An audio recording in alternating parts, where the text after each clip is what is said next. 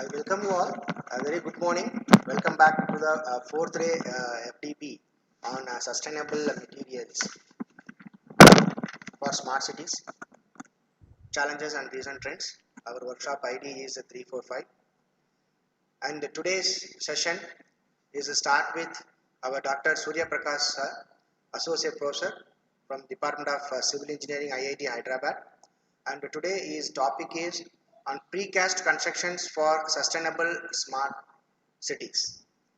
So this is a topic we are going to see in the first day and first session, and the remaining followed by Dr. M. Sivakumar and Dr. M. Vinod Kumar at the afternoon.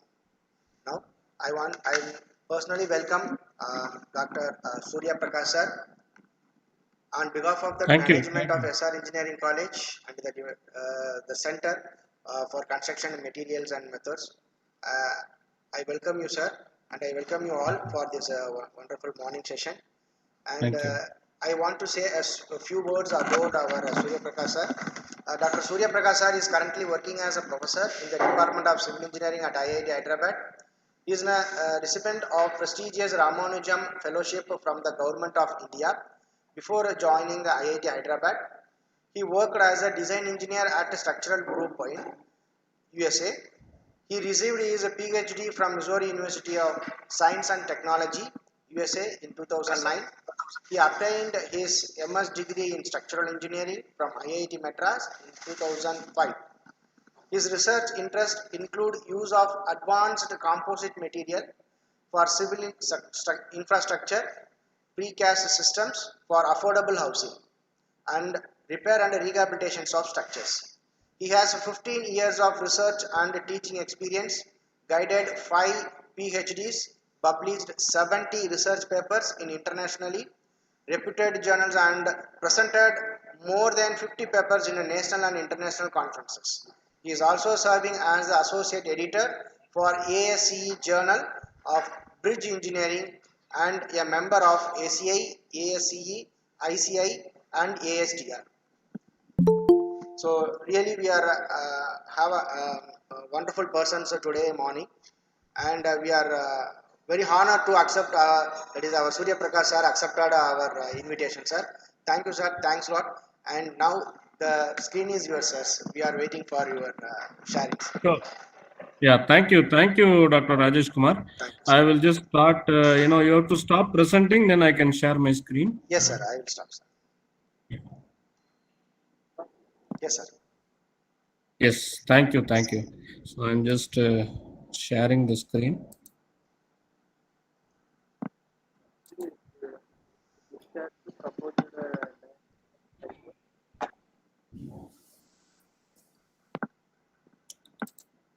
Okay, are you able to see my screen? Yes, sir. It's get uploading, sir. Now it's visible, sir. Yes, sir. It's moving. I hope it has come. Yes, sir. Okay. Yes, sir. It's moving, sir. It's visible. Okay, very good. So, okay, very good morning to everyone. Let me get started. This session is for 1.5 hours. So I'll get started. Thank you for a nice introduction, Dr. Rajesh Kumar. So first of all, I would like to thank Dr.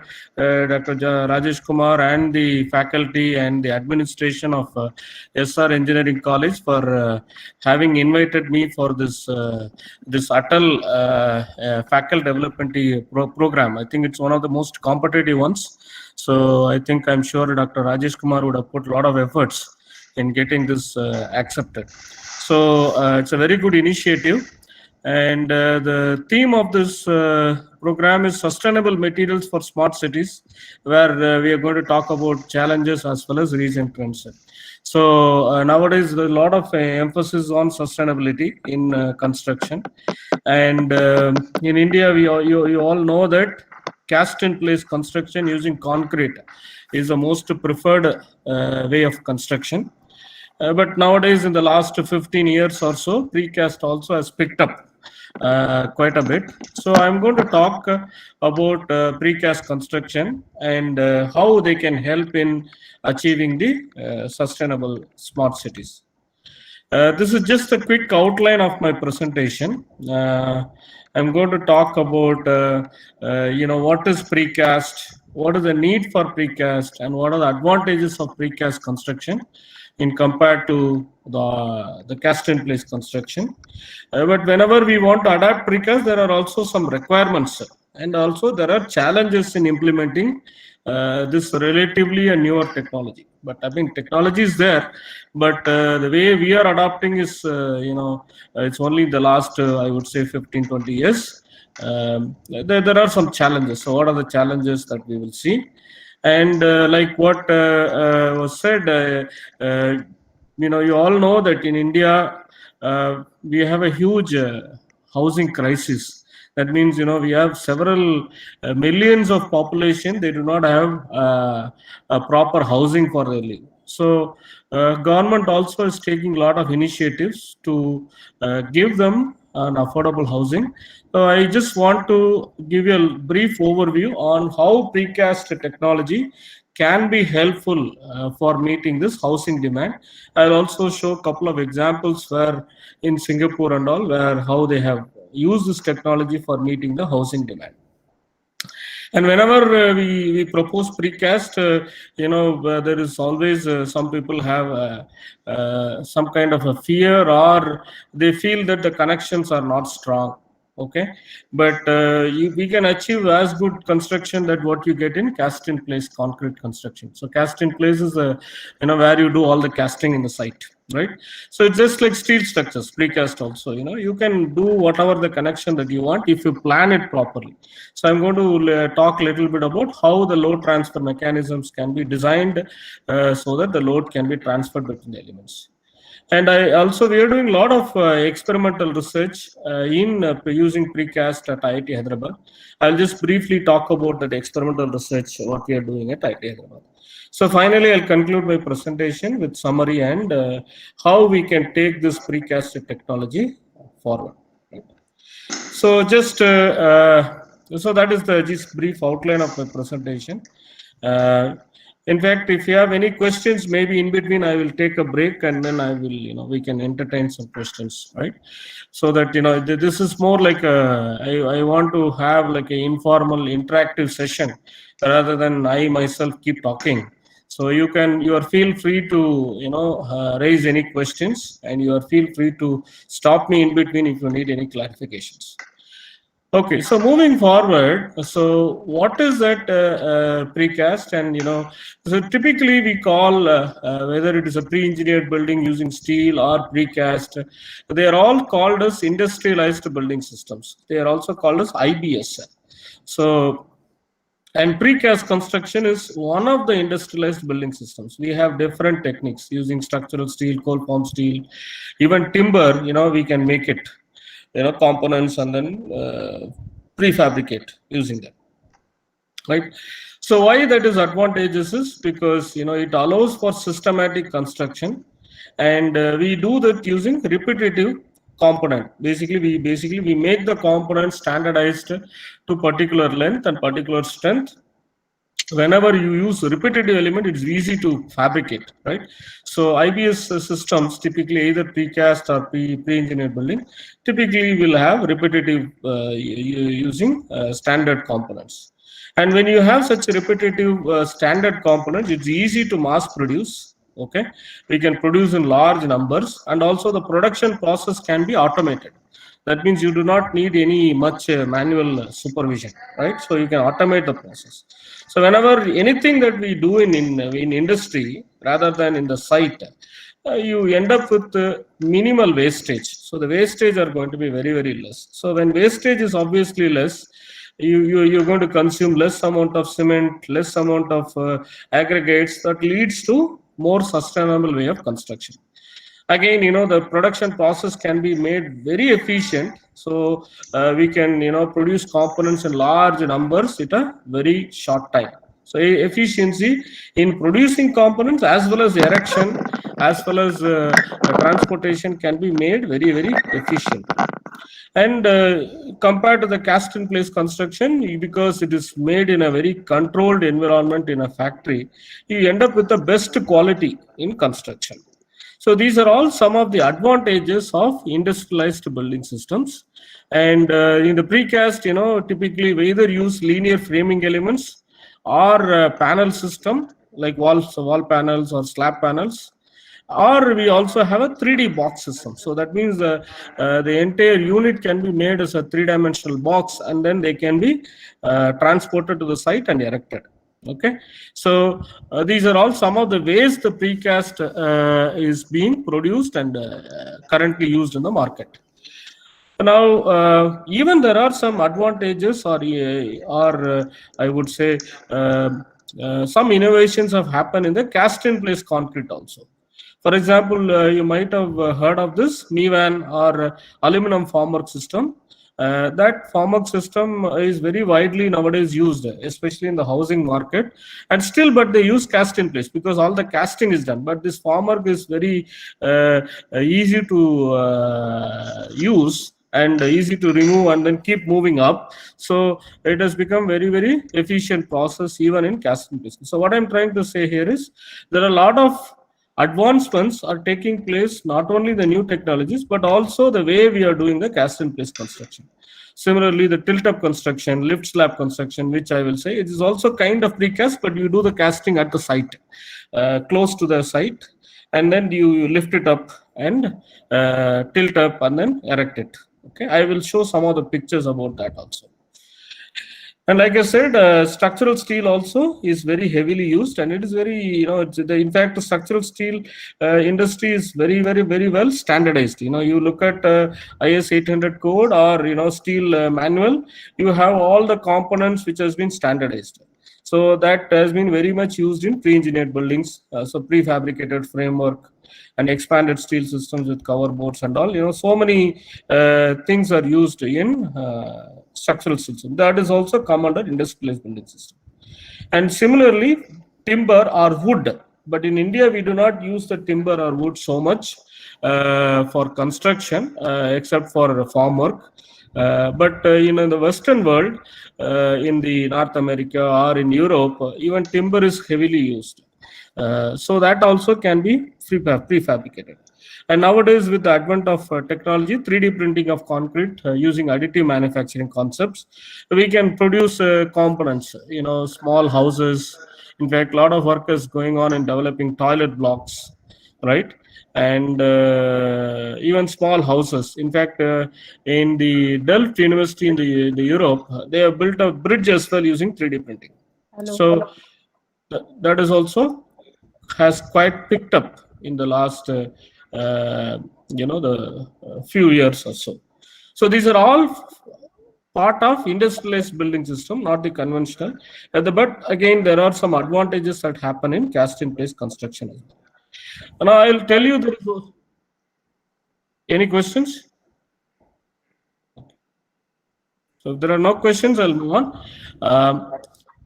We have prefabricated, pre-finished volume construction, which is called PPVC. That is also a new concept that is being very widely used. And this prefabricated, pre-finished volume construction, we have two types.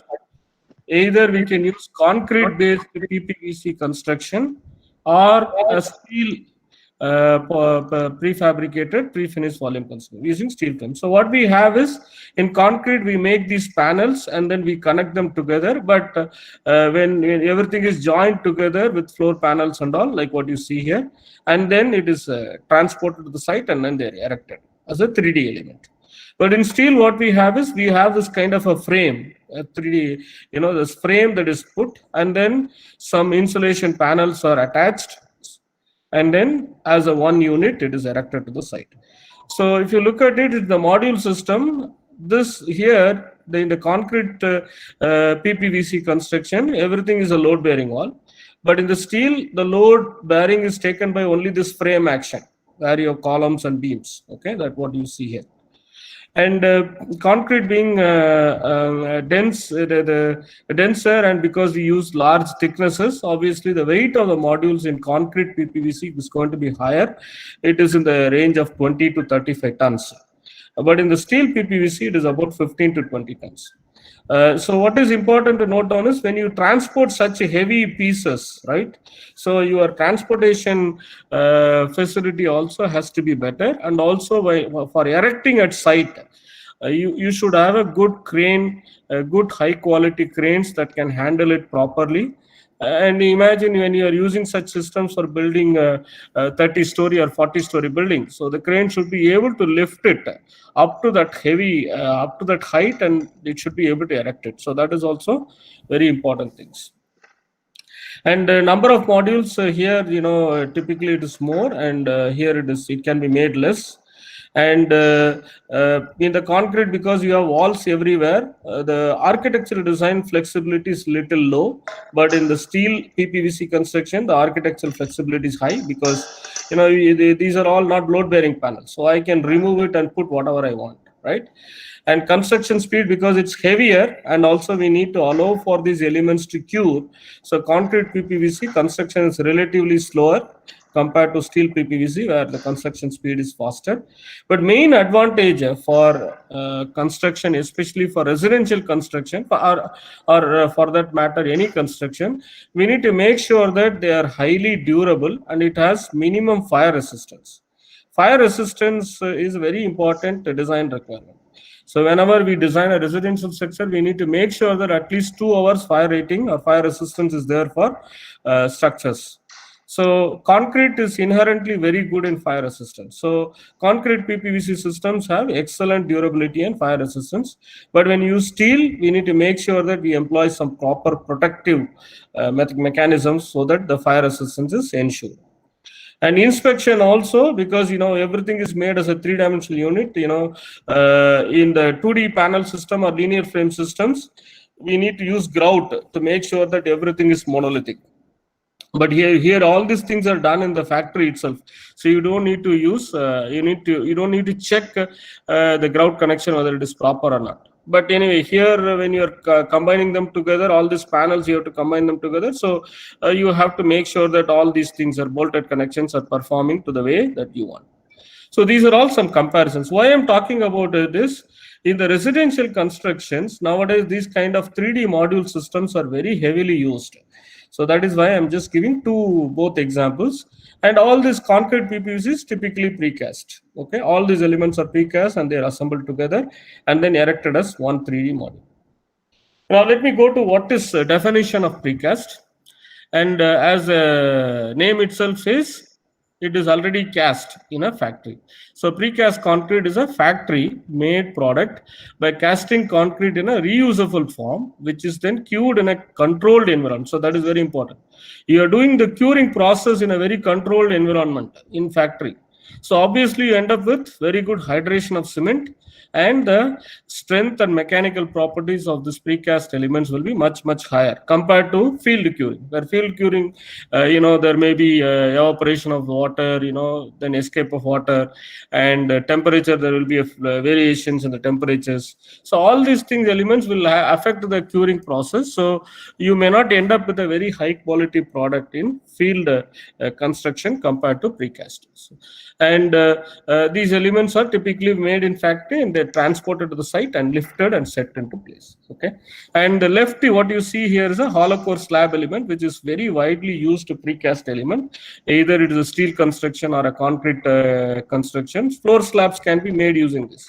So why this is called hollow core is because you see that along the length of this element, you have this hollow cores which are running along the length of the element. And typically they are pre-stressed. So these are pre-stressed elements.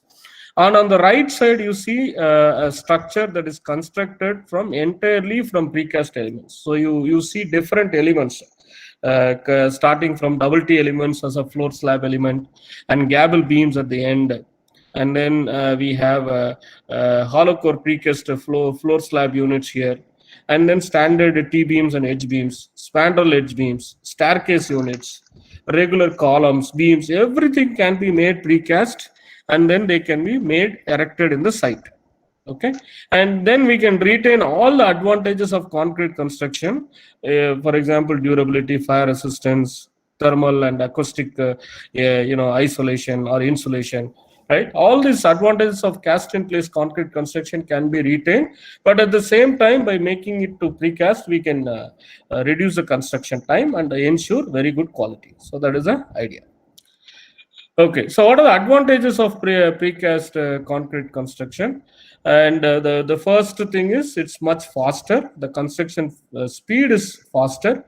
In conventional building, it is construction is relatively very slow. That is a problem. So in fact, slab cycle, we call it, right, in cast in place construction. Always the minimum slab cycle what you can achieve is probably up to 2 weeks, or maybe if you do really well, maybe we can reduce to 10 days. But the every floor that what you want to construct, because you are only erecting in the site in precast, so you can erect it much faster. Okay, and most important is precast, right from the architectural design, structural design, manufacturing, all these things, thinking has to go at at similar time. So because all three of them, if they talk to each other and then they do it, obviously you can end up with a greater flexibility in design, in as well as in manufacturing, because they are done most of the time at the one same location, right? So, but in conventional buildings, that kind of flexibility will not be there, because architect first finalizes his design and then he gives it to structural engineer. Then the structural engineer does the structural design and then prepares structural drawings and then gives to the contractors. But in precast, because everything has to be done in a very collective manner. So everybody has to, for an architect, structural engineer, and the precast factory people have to talk to each other so that how they can optimize it. So when you do such kind of a teamwork, obviously you end up with a very good product. Okay, and in conventional building, because you tend to waste a lot of material, so it's not very environment friendly. Here we use less materials and you end up with a very good product, so your life cycle cost of the material also goes up. So this type of construction is environment friendly. And more importantly, in conventional building, cast in place construction, the quality, you end up with lower quality, because you all know that for workability inside, typically they add water, and when what is added, obviously strength will come down, right? And also casting process, when you don't compact it well, you will end up with a lot of honeycombing, segregation issues, and so on. But all these things can be avoided when you go for precast, because the quality of workmanship is higher, because they are not affected by weather conditions. That is very, very important, because it is done in the factory. Whether it rains or there is that when the outside temperature is very high, it doesn't matter, because all these things are done in the factory. Okay, and another important thing is, in conventional building construction, all the raw materials have to be stored, so you need a larger space for storing raw materials. But in precast, we are just bringing the element whenever it is being erected, so you really don't need much space for storing the raw material. But sometimes when the factory is not very close, in the site itself, you can set up a small precast factory. That is a different thing. But in general, precast, you don't need a much larger storing space. Again, like I said, precast construction is, it is an integrated application. That means the architect, structural engineer, and the precast factory people have to work together. And it should always, you should have repetitive units in precast construction. Then only you can economize the construction. So the production approach has to be thought through. And to make sure that the erection, everything is done properly, you can always use building information modeling. And that typically it is done even for right from the beginning of the production of the elements. And the entire process of design, manufacturing, everything can be digitalized. Nowadays, softwares are available. Once you do everything, that it will automatically give you the production drawing for the production of the elements. Once it is done, the elements are produced, how it has to be assembled, everything, it can be digitalized.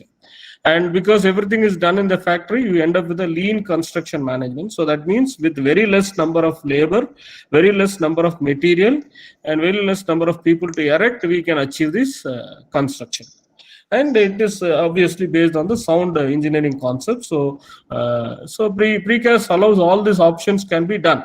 It allows integrated application. It allows an efficient production approach. You can use building information modeling, and you can digitize everything, right from design, manufacturing, and erection sequence. Everything can be digitalized, and you end up with a lean construction management. That means you use very less resources to achieve the final product. So these are all some of the advantages. Now let me tell how what is the scenario in different countries. So for example, in the US, 30% of the housing is precast and prefabricated, and in the UK, 45% of the precast concrete is used in housing, right? I've just taken the housing scenario. In Germany, Finland, and Netherlands, 70% of the total concrete construction is only to precast because the labor is very costly there. So they want to reduce the cost of labor. So the only way what we can do is by mechanizing the construction. So in the Europe also, advanced countries like this, they use 70% of the total concrete, as you can see, it's precast. And Singapore, it's very close to us. It's a very small country, but they have adopted precast in a very big way. Okay, and precast system is used in Singapore for very high-rise buildings in the past 30 years. Okay, their land also very limited, so they cannot keep building in the horizontal direction. So all their construction, they're going vertical to make sure that they give. But for people, they have to give the housing, right? As a country, it's one of the basic essential needs the country should provide to its citizens. So Singapore has done it very well. They have adopted precast in a very big way. In Turkey, it is still small. I mean, well, just like in India. And in India, precast contributes to only right now. This is about 2% of the total market value of concrete construction in India. And cast-in-place concrete construction, it occupies 98%. So there is a huge potential to reduce the cast-in-place construction and move towards precast. Okay, so like this, efficiently you bring the elements, you just erect it in the site, and you can see here, different types of finishes can be made because it's being produced in the factory. So the aesthetically also, you do not really compromise much. So if you plan it properly, you can end up with a very nice architectural finishes as well. So that is one thing. Now, why again, for a country like India, why it is really required? For example, housing. I'm just talking about housing because affordable housing is one of the major problem that is faced by India. So if you look at the city of Mumbai, I'm just looking at one metropolitan city in Mumbai, and this is as per the census from 2011 census. Of course, this number would have gone up by now. Only 2021, I mean, when the census data is available, then we will know exactly what is the status. But as per the last census, if you look at it, the population of Mumbai in 2011 was about 12.6 million. That means 1.3 crores roughly. In that, you can see 6.53 million people are living in slum, like this kind of slum area. And we all know that Dharavi is one of the largest slum in Mumbai, right? So 6.53 million people, 52% of the population is living in slum in a very, very bad condition. And others are only occupying 35%, and CES are dilapidated buildings. So people who are living in this very old building like this, that can fail at any point of time, is this 1.7 million or 13% of the people, right? So this is the thing. So if you see, except this 35%, 65% of the people are living in a very bad condition. And you can see still, in India, we can see that, even people sleeping in the road and all. So the government has projected they need about 1.65 million units of houses. Okay, assuming that we need about 5 people per unit, so you end up with roughly 1.65 million housing units are required. And in that, as per the last census data, you can see here that under construction is only 0.35 million units, 21%, and already completed is 10%. 62% is still we need to do something, and we need to construct some housing for these people. Then only they can live in a slightly better condition. Okay, so that's why I'm saying, so when there is a huge demand, if you start using only the conventional practices like cast-in-place construction, like in the regular concrete construction, we cannot meet this demand. So that is a major problem. And the evolution of construction technology in India. So it's not that we have not adopted technology. Always, in industry, if it sees some value, then they will adopt new technologies. So for example, these kind of new formworks were invented and it is being used from 1990s. And this is what I've been telling. Most of this affordable housing schemes in India right now are being constructed using this aluminum or Mivan formwork. It's basically this aluminum formwork, lightweight formwork, so we can quickly construct, but it is a cast-in-place construction. Once the concrete hardens, then it's being this formwork is removed quickly, and then the next floor is constructed. And in the last 15 years or so, precast technology. So this is again the prefabricated, pre-finished concrete PPVC construction that I talked about. So that is this. You can see the entire 3D module. They are just lifted and put in place. Okay, and this is also in India. Also, people have used precast. Okay, for example, Shirish Patel and Associates, they have used precast in a big way. And this is one of the construction, Petit Hall in Mumbai, that was also made using precast in the olden days. So it's not that we have not adopted, but because of various other reasons, it did not catch on in India. But now there is a huge demand. So there is and also the availability of labor is not there. So we have to adopt modern technologies. Again, Indian pioneers, in fact, late Dr. Ramakrishna also is one of the doyens in promoting precast in concrete construction. And in precast is very widely used in bridges. If you see most of the bridge construction, you will see that we will be using this precast technology. And also similarly, this company BG Shirke Limited, they pioneered and patented this 3S system in India.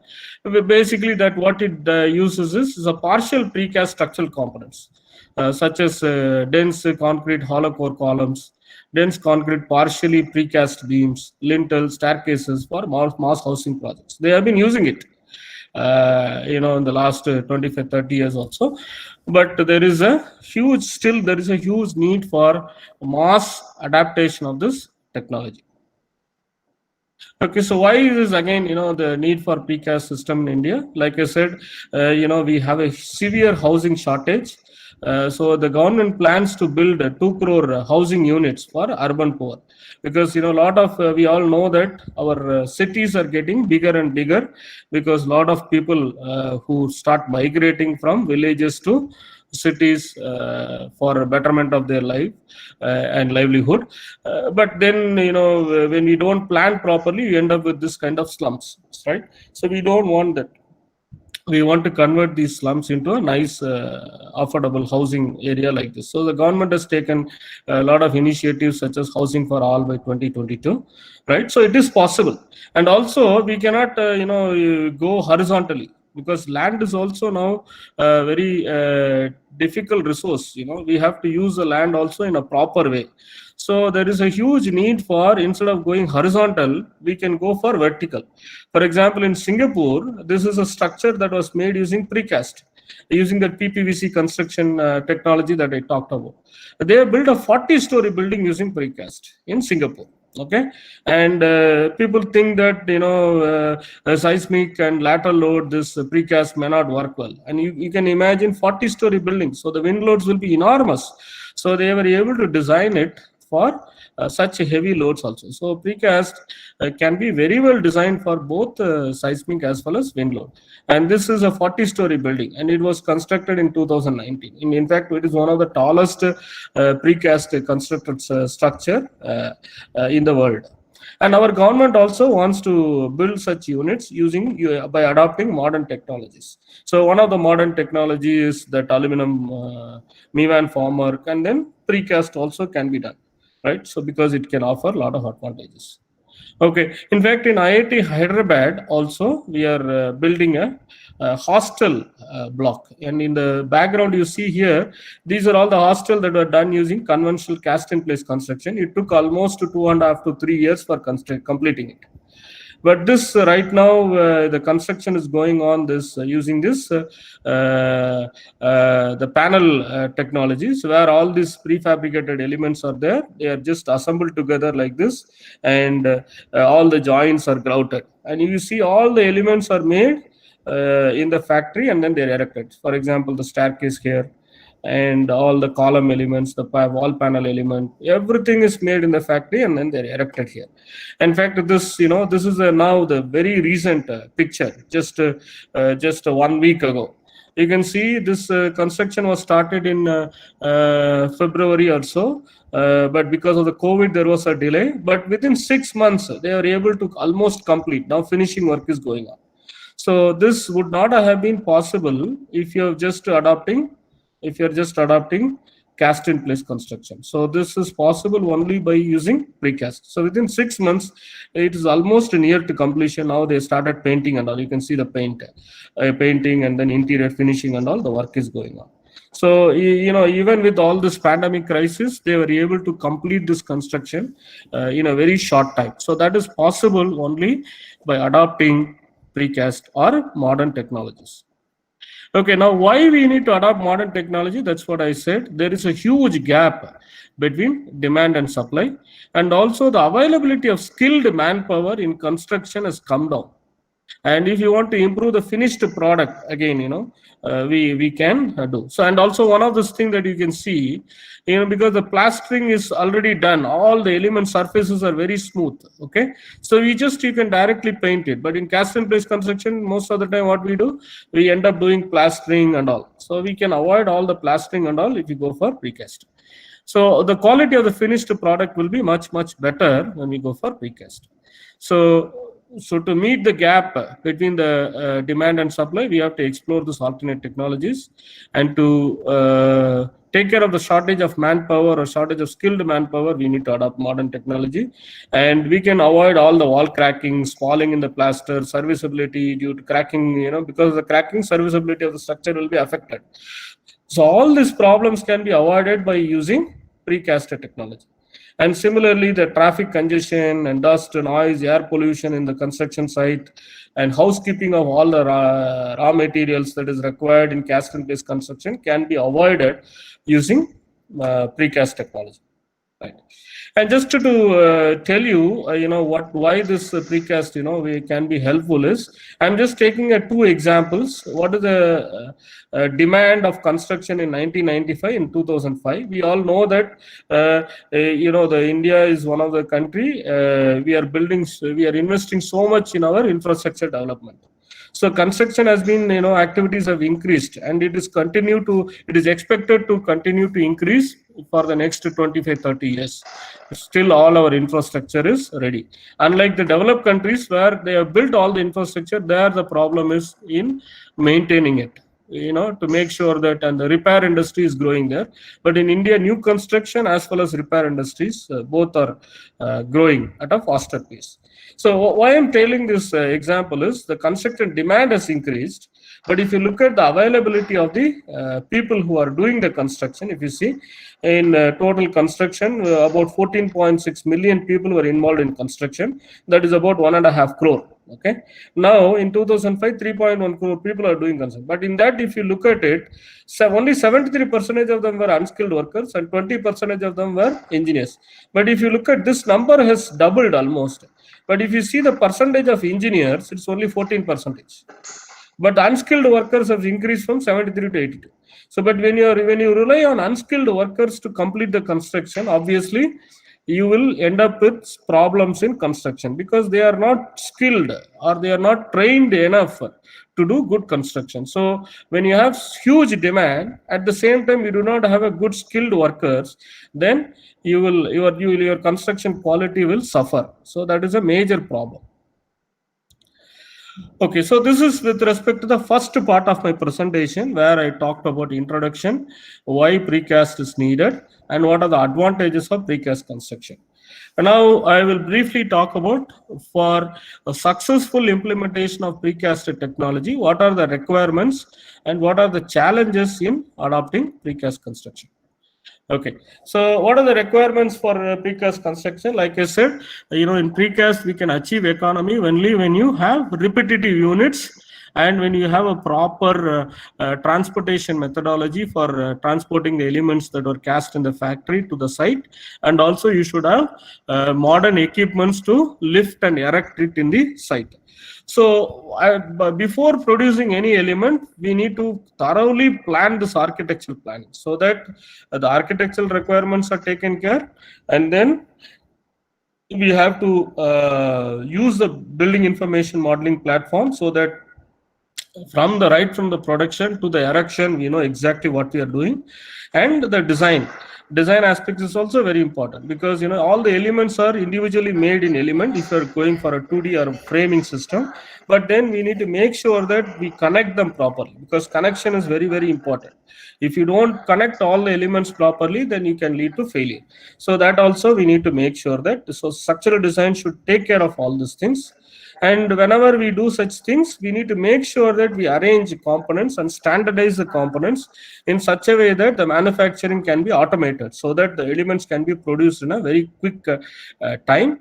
And we have to go for mechanical methods of erection. Manual lifting is not possible, right? If you want to build a 30-story, 40-story building, you should have a tower crane that is that high, and you should be able to lift very high, very heavy weight to that height to erect it. So we should have modern equipments to for erecting the elements. And that is what it's important to use proper supply chain management concepts. So what is supply chain management? So we need to make sure that all the raw materials are there, and then they're properly used for manufacturing, and also the elements should come on time for the erection. So you program all these things in such a way that there is no delay between the manufacturing and transportation and the erection. So the supply chain management concepts helps you in achieving all these things, right? So this is very common in mechanical engineering, where all the factory productions, they use supply chain management. Now exactly same thing that we are doing for precast also. All the elements are made in factories, so you need to adopt this supply chain management concept so that you efficiently do the fabrication and transportation and erection. And that's why it's very important to have a proper project management team to make sure that everything is done in a proper way.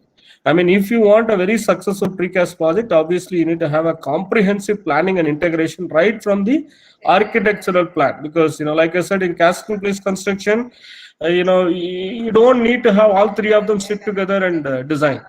But in precast construction, you should have architect, structural engineer, and the fabricator should sit together and discuss so that they can optimize the entire process. Okay. Now, what are the challenges in implementing precast construction? I mean, this was a survey result from 25 precast builders. Most of the time, people think that precast is not good. For example, one precast, there was one small school building that failed in Bhuj earthquake. Then after that, a lot of people are, promoting that precast is not good for seismic. It's not like that. So even cast in place construction failed in, during earthquakes. So if you do not apply sound engineering principles, any type of construction can fail. So there is a negative perception among people. So we need to make sure that, like you said, that's what I said. In Singapore, they have built that 40-story building. So if they can do it, why can't we? We can also build it. If you apply sound engineering principles, we can do it. And there is a lack of standards and codes. That is also another main issue. We do not have something like PCA manual in India. But there are some efforts to bring such manuals, so that is a problem. A lack of experts to in the connection design, especially, right? How do you optimize the connection design? And problems in connections and joints. In the olden day construction of precast, because the elements are made in factory and they're erected, always there used to be gaps.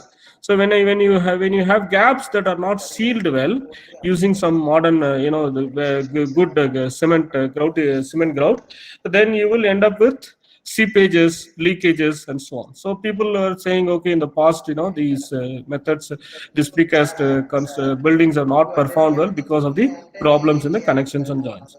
And contractors also, they are very reluctant to adopt a new technology because they are happy about what they do, and the changing over to the new technology, there is a reluctance. And government has not supported mega projects. They are not incentivized the mega projects. So that is also one of the reasons. If the government itself is promoting precast in a very big way, then a lot of people will adopt it. And taxation issues. In the olden days, before the GST, whenever the elements are made in factory, they used to put VAT as well as cess. Both the taxes will be there. So because of that, there are a lot of problems. But nowadays, that has been removed because of the GST. So that is also kind of helping. And lack of precasting facilities. So this, establishing a precasting factory is a huge investment, right? So unless there is a number of projects that keeps coming, not at all the places you will have this precast facility. So maybe big contracting companies like L&T or Shapoorji Pallonji or big companies, they may be able to establish precasting factory. But there are a lot of middle level contractors, they will not be able to do that.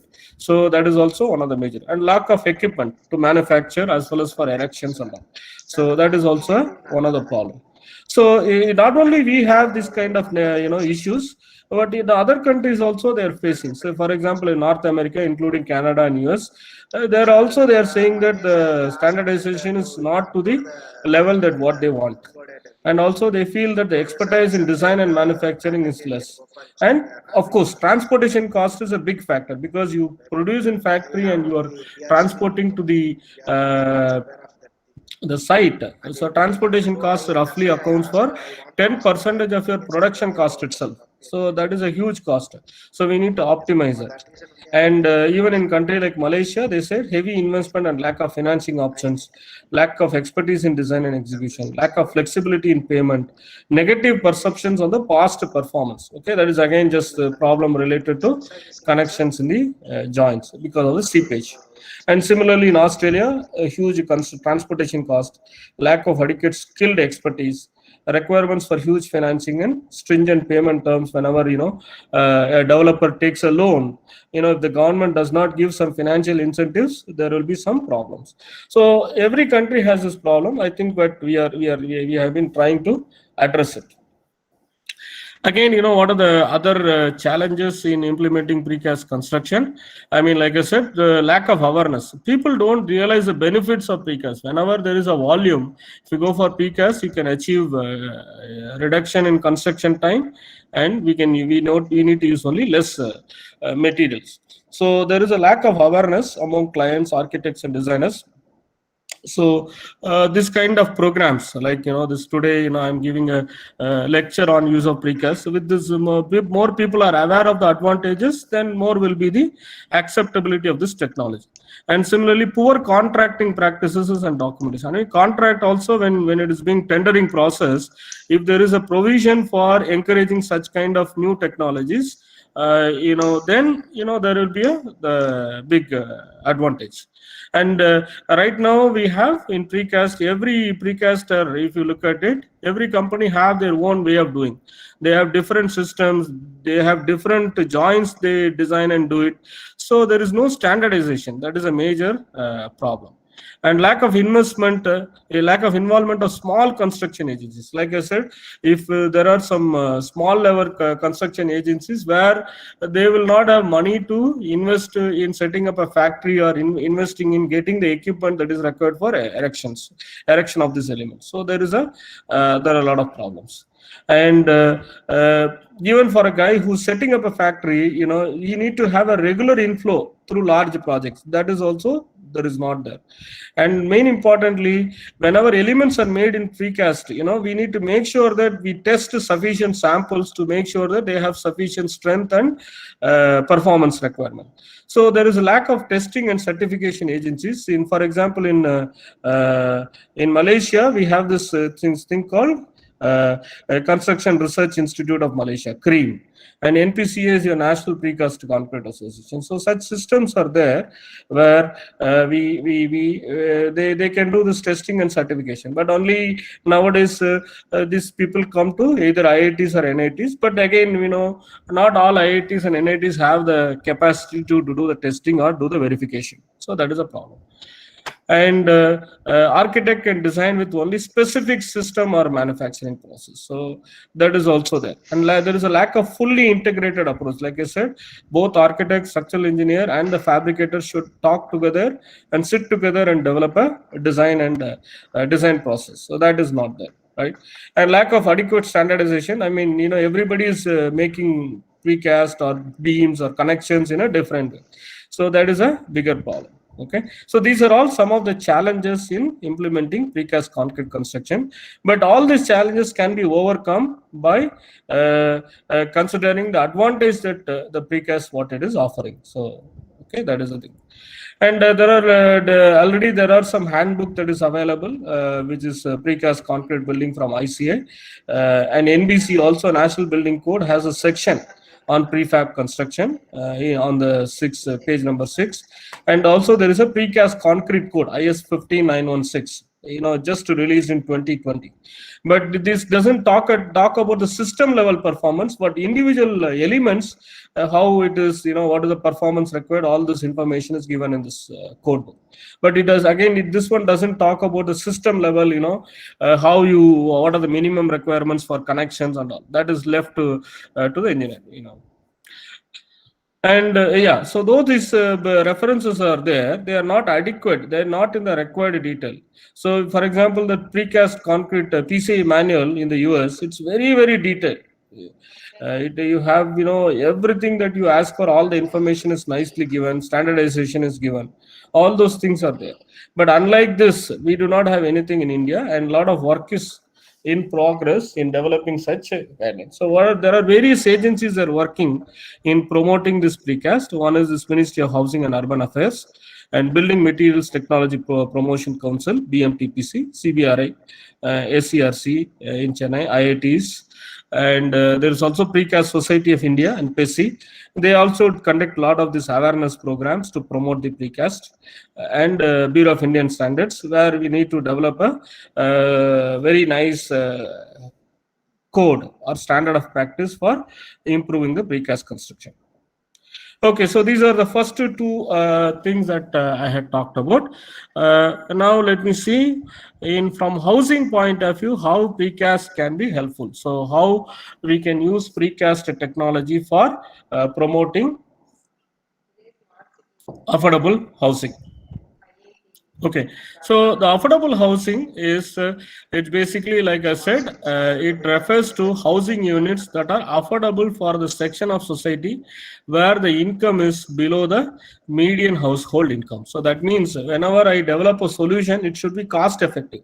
If the cost is very, very high, nobody will be willing to buy that house or the technology, right? So so we have to develop technology or a housing product so that it is affordable to the larger section of the society where their income is below their median household income of the entire society. So the word affordability, they can be defined as the ratio of housing rent to the income of the household. Typically, the rent is about 25 to 30% of the income. So let's say the monthly income of a family is, say, 20,000. Then I cannot have more than 25%. So that means 5,000 is the maximum rent. So whenever the particular person is buying that house, his EMI cannot go more than the rent that actually he can afford, right? So we need to develop a solution so that the total value of this house, when the guy takes a loan and then he pays for it, it should not go more than the 25% of his monthly income, the EMI. Right. So again, the affordability can be different for different income groups, such as below poverty line group or economically weaker sections or low income group, middle income group, like that. So the Ministry of Housing has categorized the sections of people depending upon their income. Okay. So for wherever, depending upon which group they belong, ideally we have to give them a solution, because a person from economically weaker section cannot afford to buy a very large house. So we need to give a solution that is acceptable for the where the section that he is belonging to. So why this housing is a big thing is, again, 80% of the people are living in congested houses. Okay, and then if you look at it, about 12% of the people are living in houses more than 80 years old, which is very bad, in very bad condition. And about 5% of the people are living in kacha houses, that means house made up of low quality materials. And about 3% of the people are homeless. So you can see that there is a huge need for building good houses, right? So that is again. Now, why this is important is, like I said, that rapid urbanization has resulted in land shortage. I mean, land is also not available like what it was 20, 25 years ago. Especially if you look at metropolitan cities, you hardly get any land to promote any housing activity. So the only way we can do it is, instead of going horizontal and building so many houses, we have to build vertical. So we, like what I had shown you in that in the Singapore the project, the 40-story building, like that we should be able to construct it and give it to people. Okay, deterioration of the house, all these things are coming.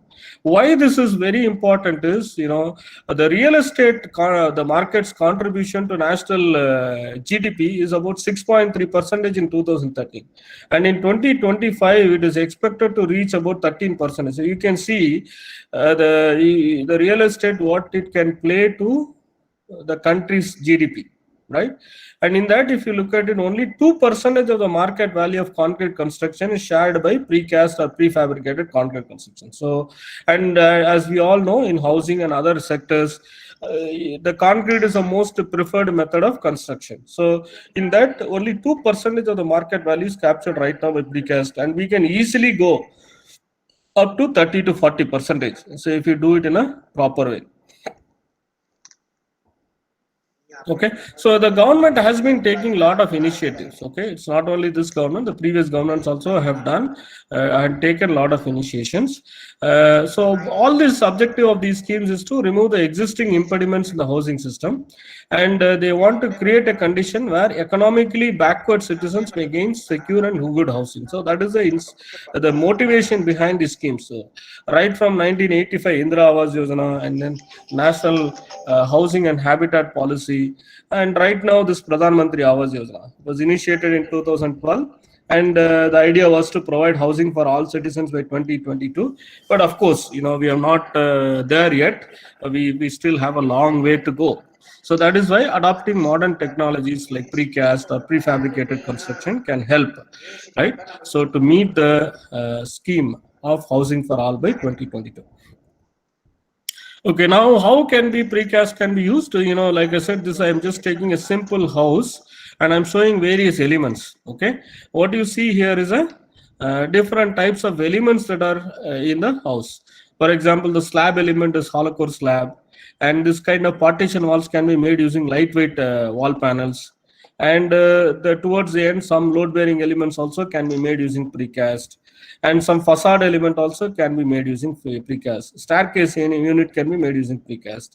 So all these elements, whatever you see in this figure, that can be made using precast. So various elements like walls, load-bearing, non-load-bearing, sandwich walls for certain applications, slabs, it could be a hollow core slab or a solid slab.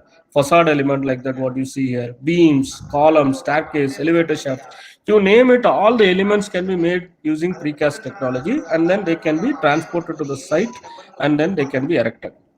And so these are all the various elements that are typically used in concrete construction: precast slabs, double T structures, and parking garages. You must have seen parking garages nowadays in the Western world. You see most of the parking garages will be made using a precast system, and double T will be used. Okay, double T element. So because it resembles 2T, that's why it's called double T element. And this kind of a pre-tension girders. And these elements are very common in bridge construction. You must have seen in India also, a lot of places bridges are being made. All these things they made, these elements are made in precast. Okay, these are all precast. And so bridges, precast is being used very widely. But in the same way, housing and the regular building construction also we can start adopting, like what I've shown even in IIT Hyderabad. We have constructed a 7-story building using precast in just 6 months, so which is very, very quite impressive. Okay, now I'm going into the part 4 of my lecture. Okay, if there are any questions, maybe we can take a couple of questions before moving on. Otherwise, I keep talking. So, if there are any questions, feel free. You can. We can take a couple of questions. So you can unmute yourself, and if you have some questions, you can ask. Just we can take for 5 minutes, couple of questions, and then I move into the other aspects, other parts of the lecture.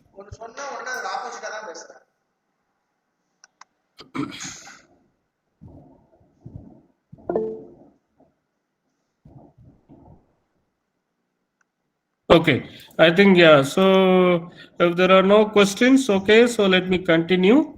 Thank you. So, okay, so let me go to the fourth part of the seminar or webinar, where I'm going to talk about different types of precast buildings and how you can do the connections and how you can achieve load transfer between individual elements. Like I said, most of the time in precast we fabricate the elements individually, and then we connect them together in the site. Okay, how do we do that? I think that is the thing that I want to see. So if you see the classifications of the precast, we can classify the precast buildings as this total precast element. That is what I said, prefabricated, pre-finished building. So in fact, finishing also inside we can do it, right? So that is a total precast unit.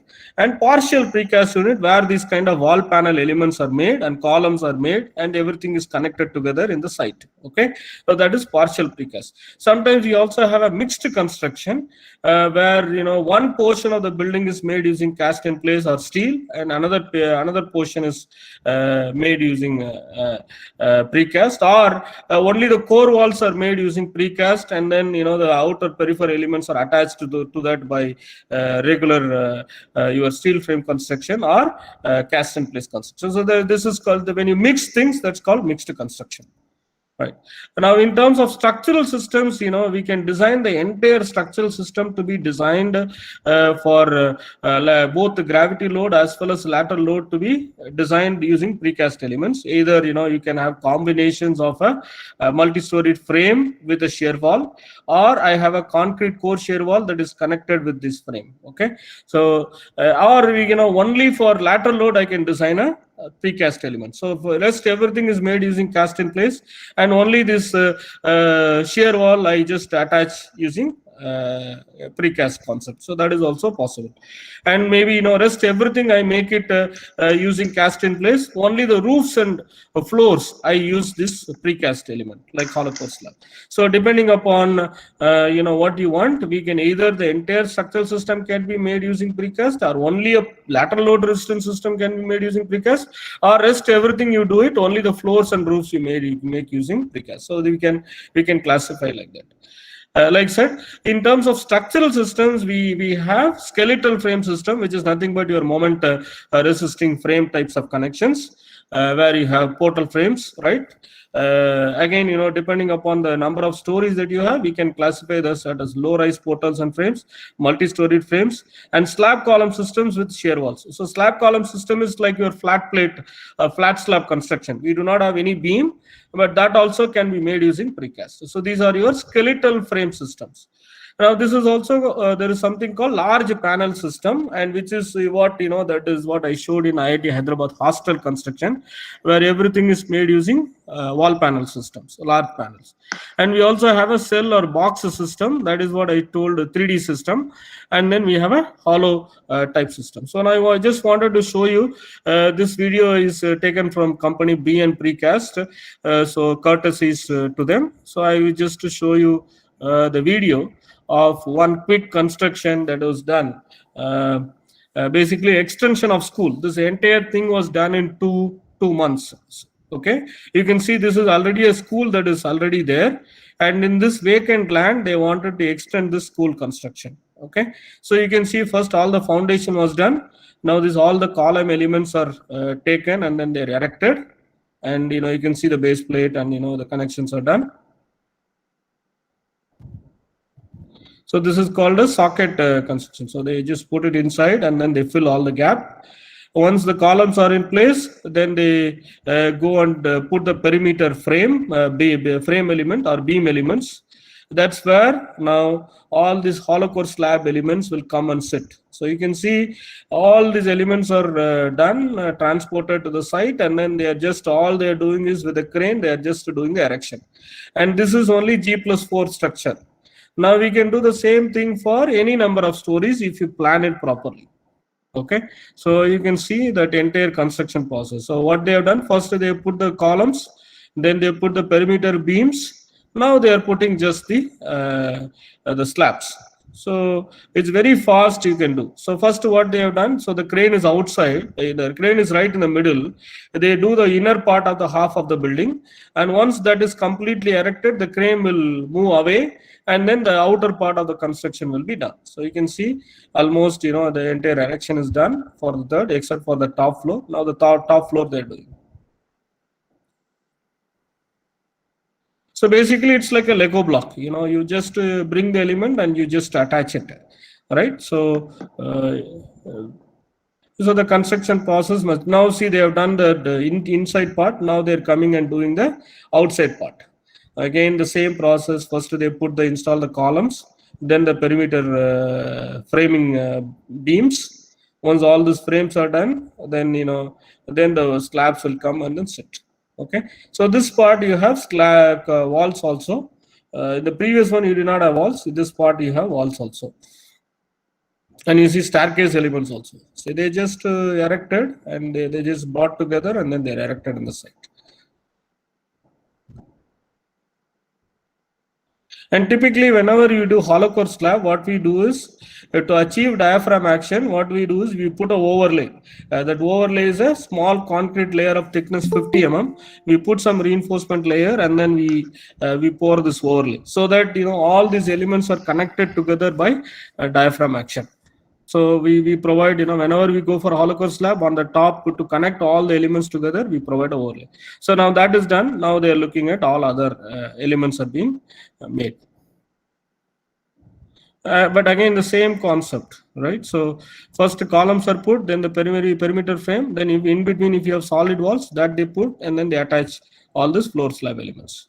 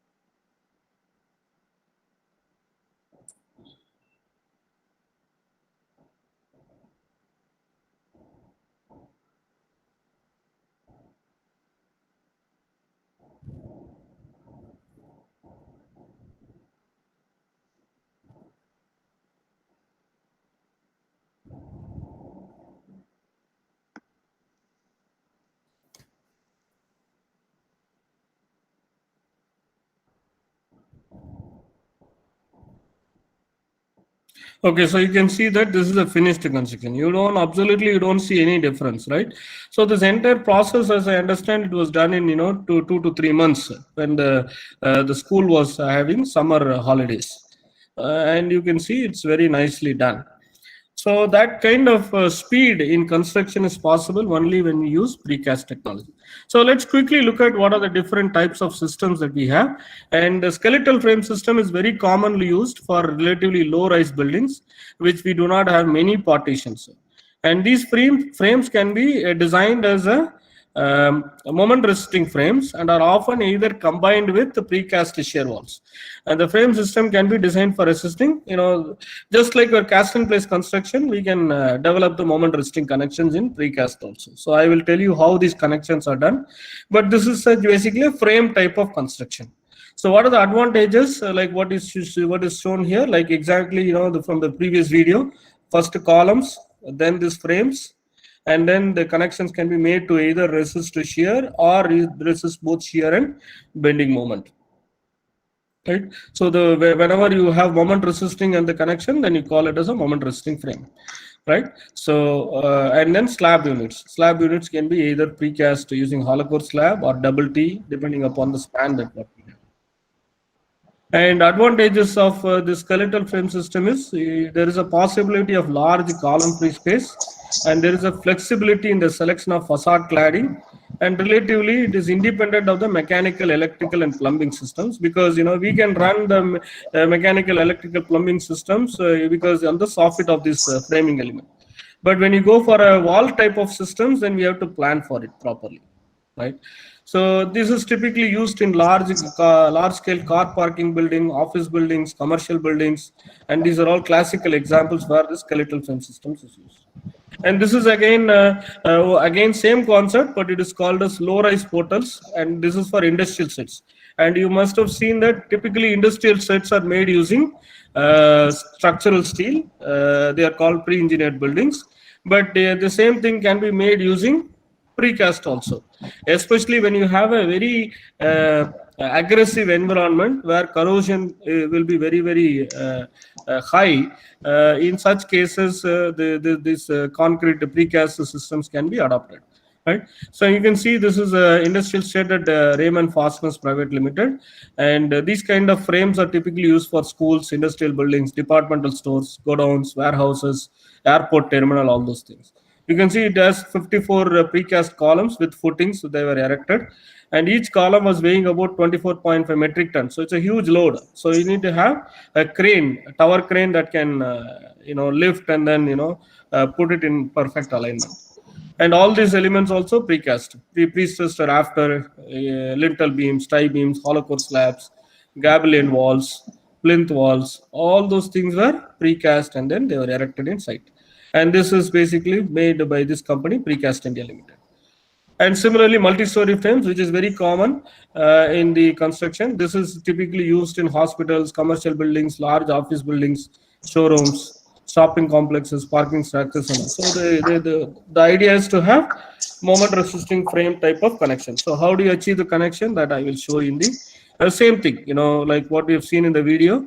First you have the columns, then these beams are erected, and then you create a joint with some additional reinforcements.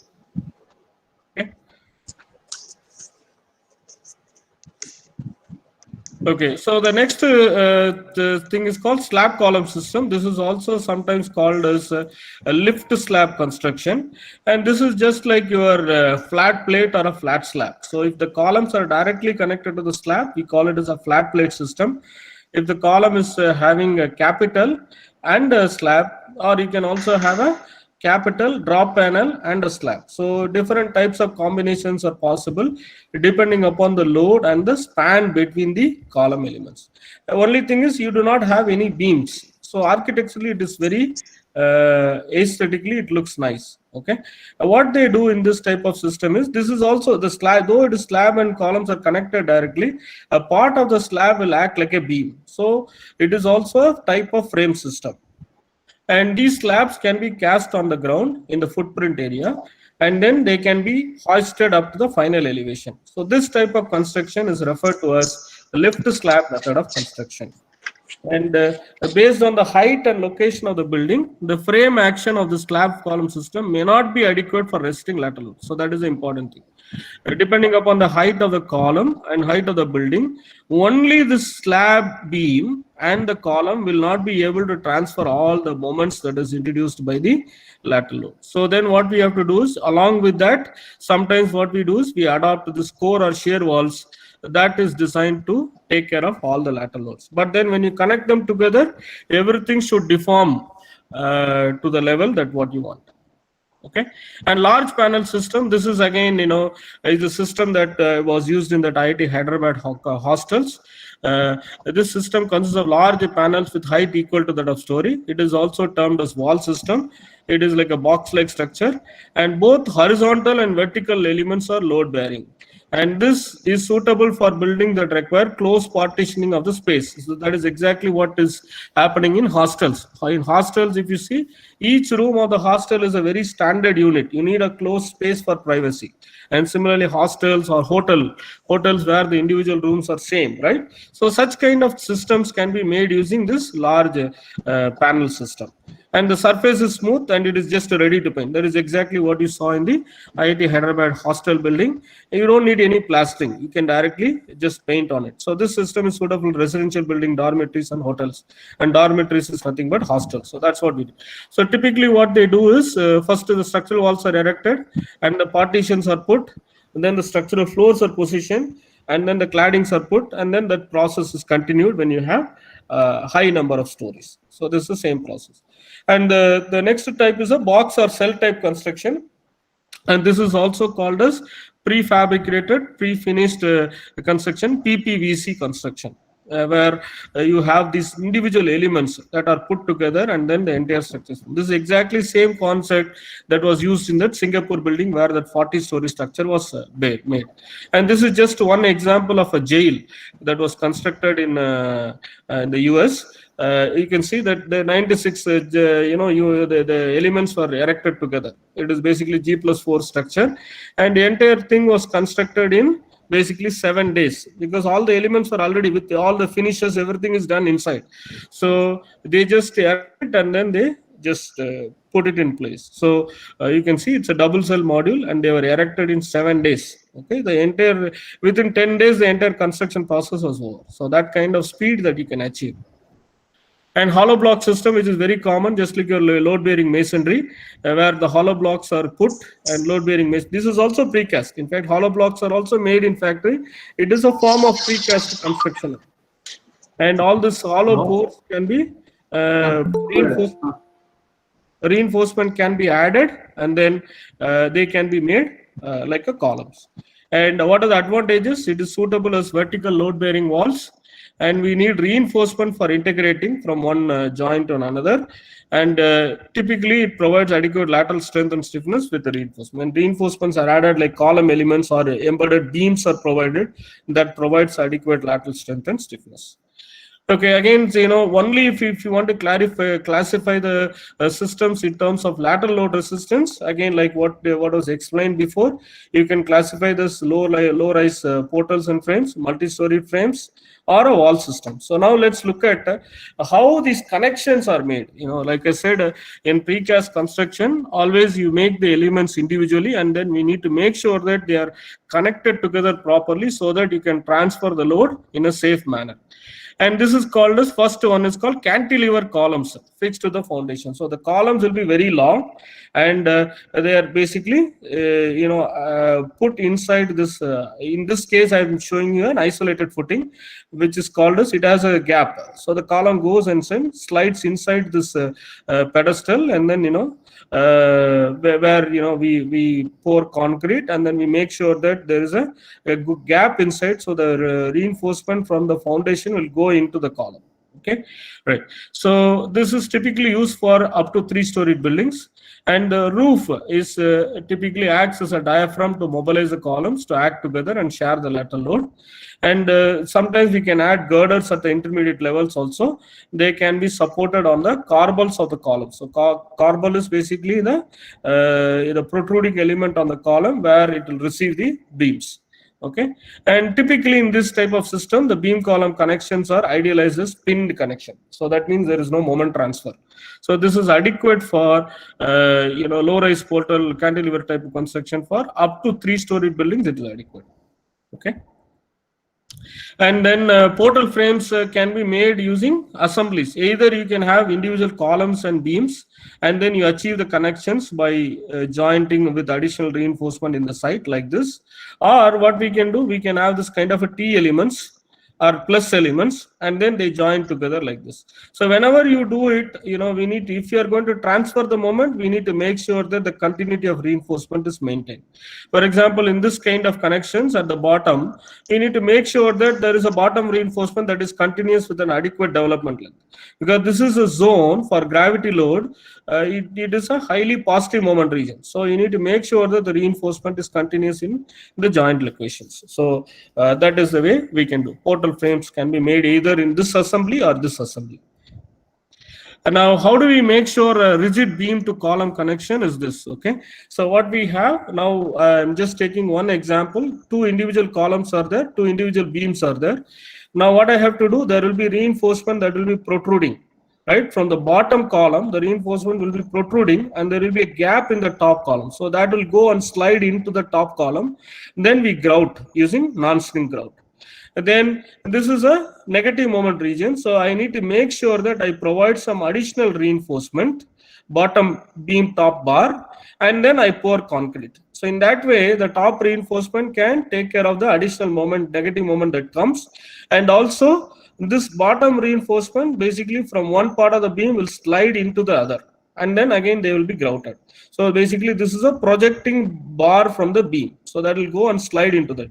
So you are achieving the continuity of the bottom rebar that is required for seismic conditions, and also you are having reinforcement that is at the top that can take care of the negative reinforcement, negative moment that is developed in the joint. So you can achieve a rigid connection using precast. The only thing is this dark shaded portion is the only location where we pour concrete in the site after placing some additional reinforcement. Rest all the elements are precast. So this is also sometimes called as an emulative connection. So why it is called emulative connection is we are trying to get a connection that is similar to what we get in the cast in place construction. So this is a typical beam to column. Sometimes we can also join them together by a dry jointed connection. If you want to avoid concreting, on-site concreting, the precast members can be connected by steel inserts or element. I can attach a steel element and weld, right, like this, and then put an additional element. Or corbels and non-prestressed continuity rebars can be put, and this type of connection without having any concreting is known as dry connection. And when you do make such connections, always we need a supplemental lateral load resisting, because it's not a rigid connection, it is just a simple shear connection. Or what we can do is a self-centering system. What this meaning of self-centering system is, for example, this one, I run a pre-stressing cable, okay, through the entire length of the beam, and then I stress them together so that all the elements are nicely joined together. So that is called as a self-centering system using post-tensioning cable or post-tensioning tendon. This is also one type of connection that is possible with the dry jointed method. So that is also possible. Now in the dual system,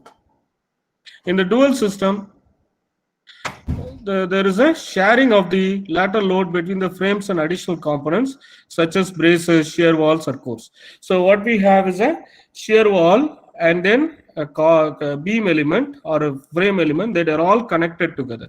So not only the moment resisting action of the frame that helps in load resistance, or also the shear walls that helps, because shear wall is a high in-plane rigidity, it will take care of all the lateral load.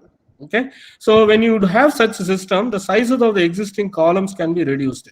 So this type of system is typically used in high-rise buildings, not in the low-rise buildings. Whenever you go for more than 3 stories, 4 stories, then anyway we need to have lift.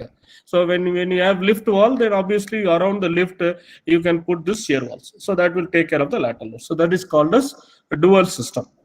And also wall system, again, that we talked about it in the IIT Hyderabad hostel building. Everything is a large water panel, large panels. Or we can design only the lateral load to be resisted by this precast wall panels. Okay, so the resistance in this system, the resistance to the lateral loads are developed by jointed panels. They act like shear walls, because all these individual walls, but they are connected together, that will act as a one monolithic shear wall. And the structural walls are provided in the orthogonal directions, in the 2 perpendicular directions, for the purpose of lateral load resistance. And whatever the shear stresses that are developed in the horizontal and vertical joints, they are either through the dowel bars. And here similarly, non-structural walls are provided for the purpose of partitioning only, and they do not carry any gravity or lateral loads. And this is a wall system example. It provides adequate lateral strength and stiffness, and typically we need to have tie reinforcement so that we can integrate all of them together, right? Okay, so now what are the various types of elements that are available?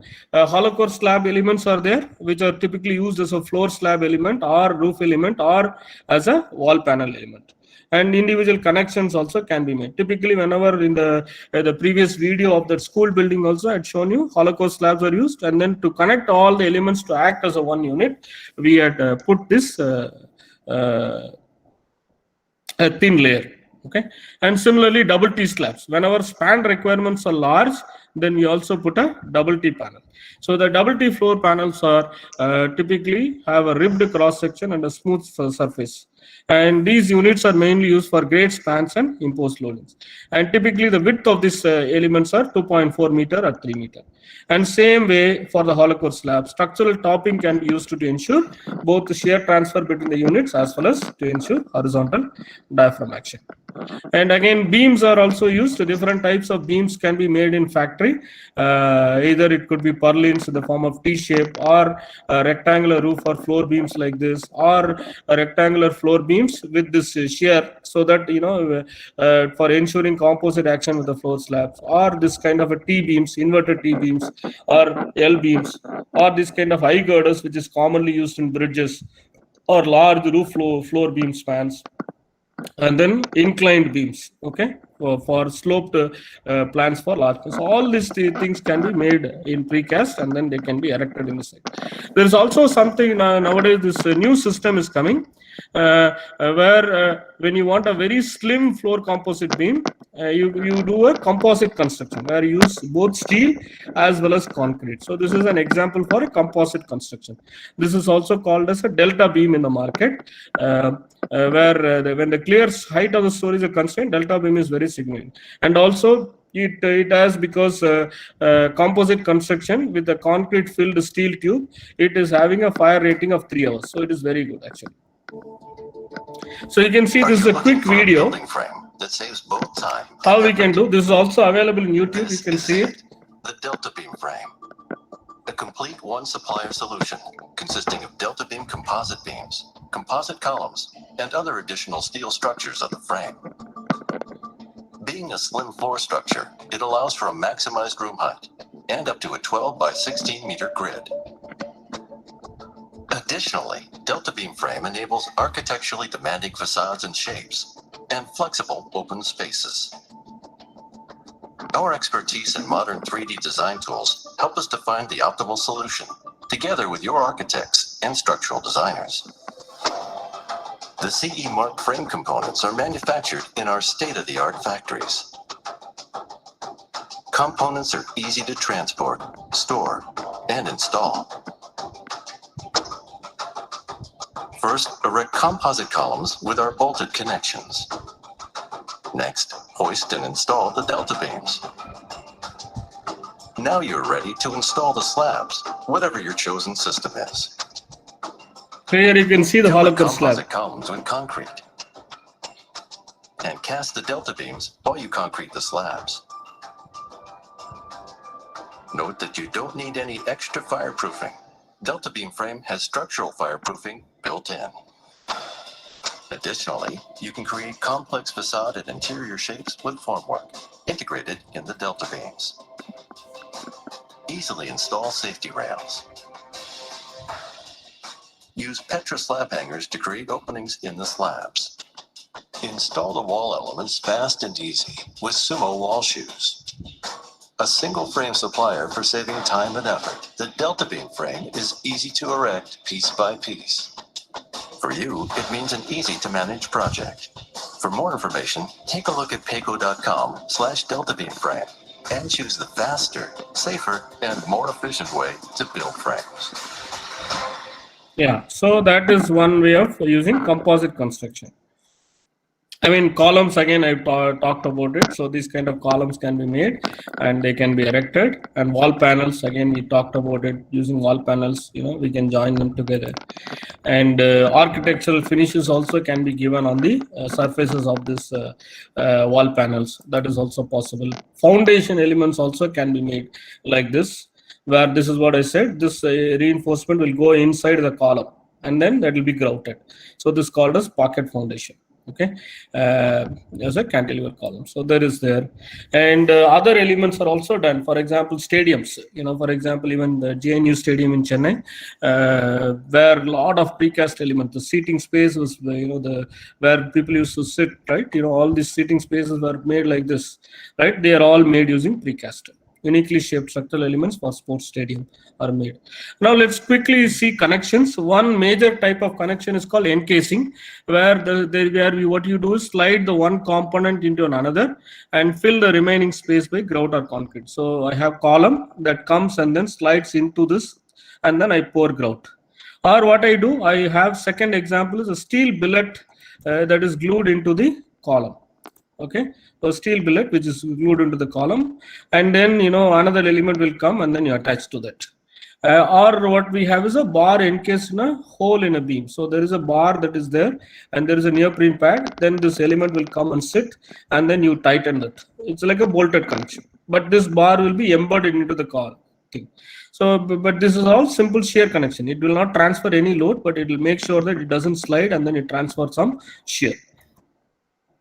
And lap to reinforcement bars. Whenever you have this kind of systems, for example, you see here, this is basically the elevation you can see. Now I have a column that is coming here. There will be a dowel that will be inserted. Now there will be like a U-shaped hairpin loop will be there in both sides. That will come and then hold on to this dowel. So it will not let these two elements to slide against each other or move away from each other.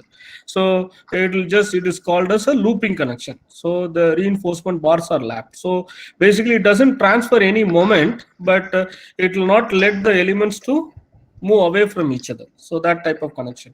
So the force transfer can be realized by inserting transversal bar in the two hairpin bars.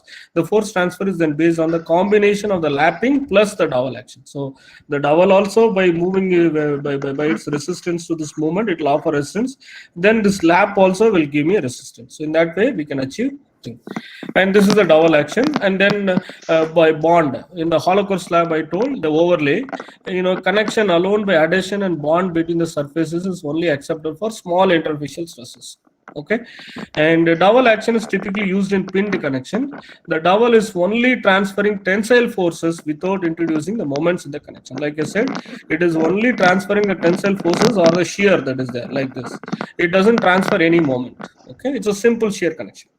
And friction also can be done by when you join the elements. If you make the surface rough, then the friction can transfer a lot of shear force, and the combination of shear plus dowel also can be done. So with this, all these different elements, we can transfer the huge amount of shear. Okay, so this transfer of mechanism is through friction. Also we can transfer a lot of force.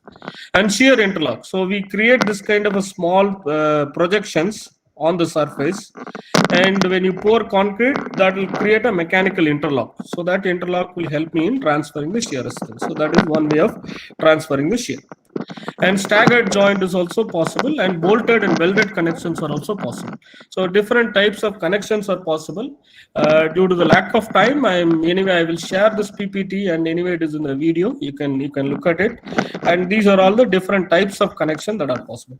Now let's look at element to element, how it is connected. For example, column to footing connection. Now this footing is there and the column will come. Either I can do a bolted connection, or I can have this dowel bar that is embedded in the foundation that will go inside this column and then I grout it. Or I can have a pocket foundation, where the concept of encasing that I talked about. Okay, so these are the three types of connection that are possible. Now column to column connections can be either made by bolting the mechanical connectors, in the separate precast components or by continuity of the reinforcement through a grouted joint. Most of the time what they will do is they will have the continuity of the reinforcement, like I showed in the previous slides. There will be reinforcement that is protruding from the bottom column that will go into the gap of the top column, then it will be grouted. The top column will be grouted. So you ensure the continuity of the reinforcement. Or sometimes using this mechanical action like bolted actions also, we can transfer the force. And column to beam connection, this is a simple shear connection. Again, from the column you have this double bar that will be protruding inside this precast beam, and then you grout it. That is one type of connection. And second type is a dry pinned corbel connection, which is typically it's exposed. Or we have a wet fixed connection where you have a emulative joint. Whatever we try to do is we put additional reinforcement here, and then the bottom reinforcement we make it continuous. Okay, and then dry fixed connection. There are different types of connections that are possible. Okay, but everything, you need to, using the first fundamental principles, we can calculate what is the shear resistance and moment resistance that can be transferred. So it's not very difficult. Similarly, we can also have different possibilities of the beam to slab, beam or wall to the slab connection like this. Okay, so you have this wall, and then this is a beam. Then how do you loop the joints together? And either whether it is in the edge or at the, for example, this is in the precast wall, and this is from the slab that is coming. So how do you connect them together? And beam to slab connection, this is type 2. Okay, and this is wall to slab connection. So this is a wall, and then this is a slab, and this is a beam, and this is a slab. So different types of connections like these are possible. Okay, again, wall-to-wall connection. This is typically a looping connection. We can put this kind of loops by transferring. So either you are looking at a corner wall or an interior wall.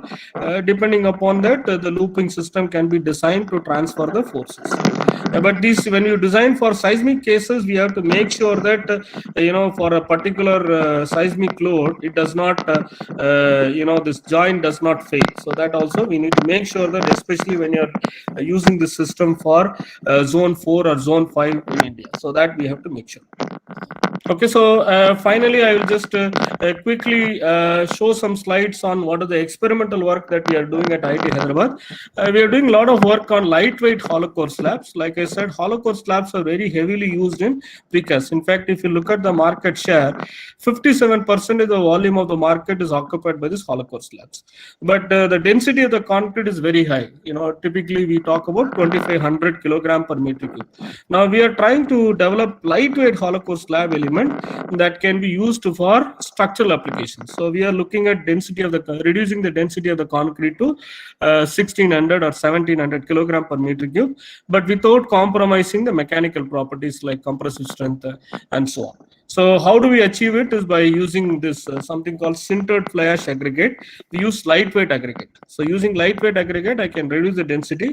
And lightweight, this fly ash based aggregates are now there are a lot of plants that are manufacturing them, and they are supplying them, so we can use them, and it is also cost advantageous. It's not very costly, so we can do that.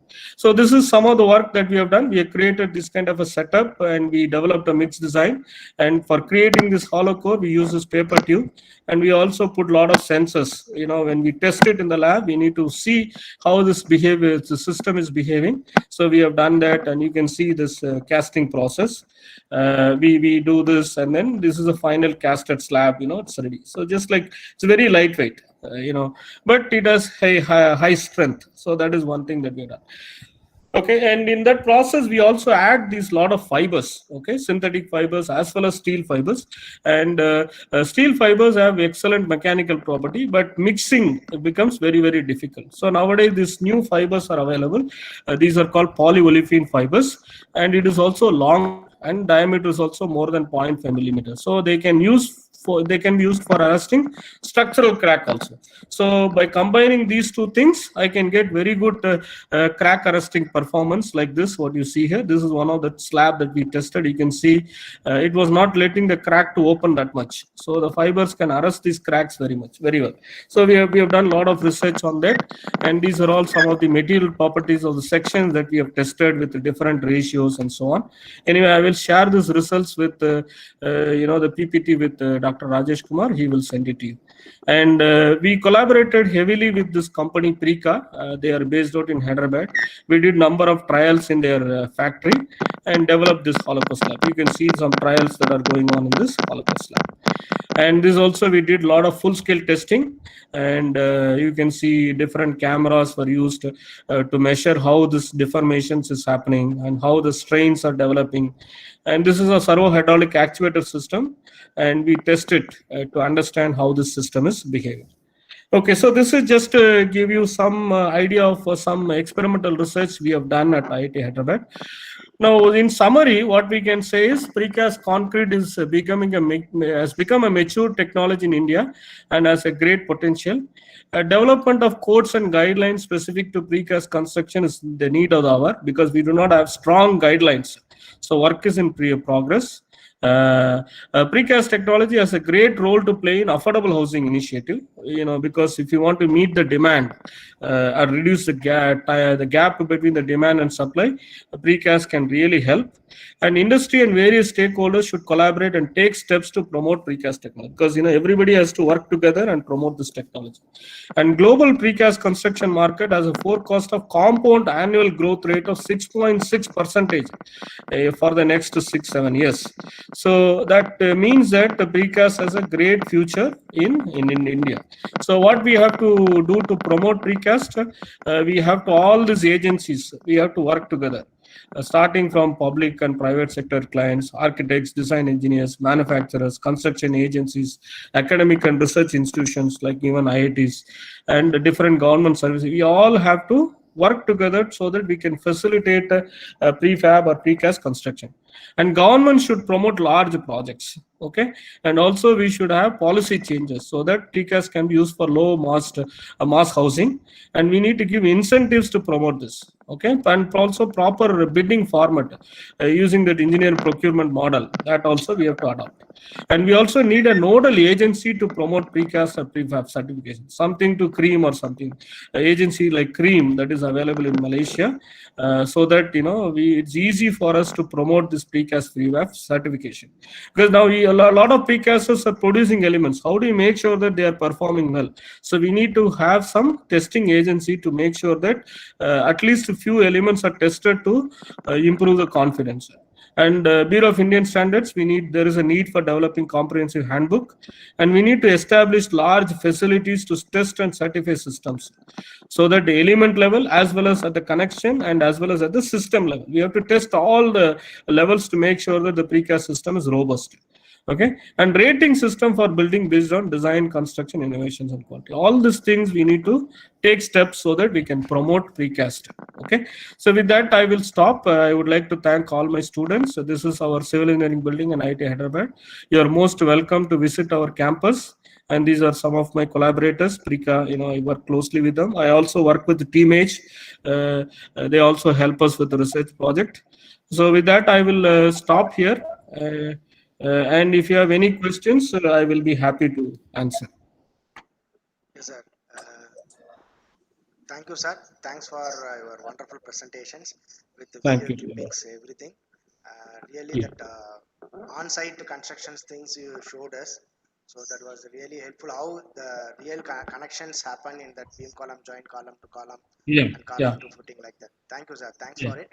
And so many queries they are posting in the chat box. One by one we can go for it. Yeah, that's what I'm just looking at it. Yes, sir. Yes, sir. Yes, sir.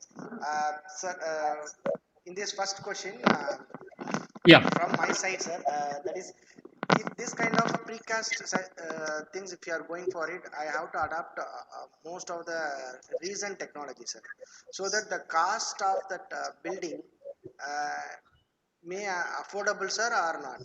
Because if I want to construct a G+3 or G+2, can I go with the normal prefabricated or conventional, sir? No, that's a good question. See, whenever we want precast to be cost effective, we need to have volume. We need to have volume. That means, if you just build one house, it will not be cost effective. You need to build at least 10 or 15 houses. Then you can standardize the components, make it in factory and erect it.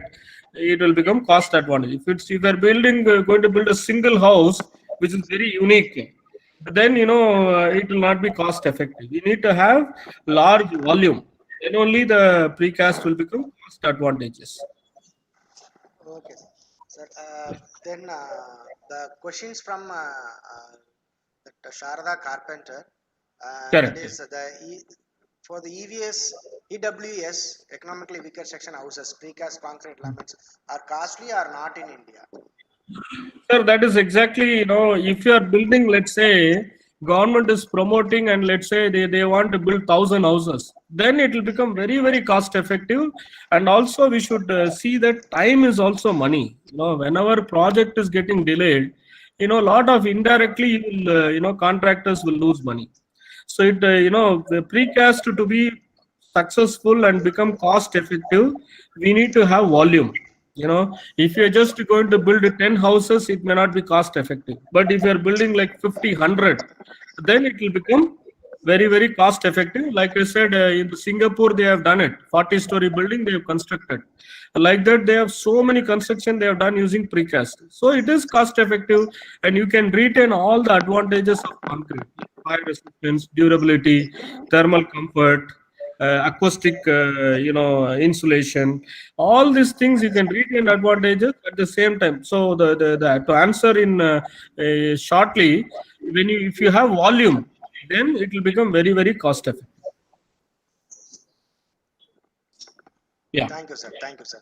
Then the next questions from Sunil Kutte, sir. Yeah. Is congratulating for the nice presentations, and the Yeah. precast will definitely be a great technology for the post. Correct. Yeah. Sir, he's asking the seismic analysis of precast structures. Yeah, okay, that's a very good question. Seismic analysis, there is,